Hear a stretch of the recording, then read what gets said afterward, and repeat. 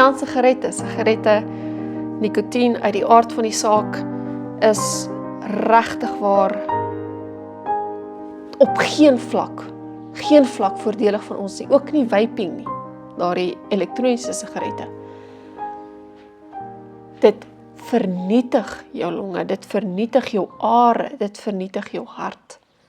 Daar is geen vlak van rook wat goed is vir jou liggaam nie, en dit is net soos met drank, is dit, terwyl jou liggaam probeer opbou, kan jy nie daai ding hê wat hom so aftrek nie.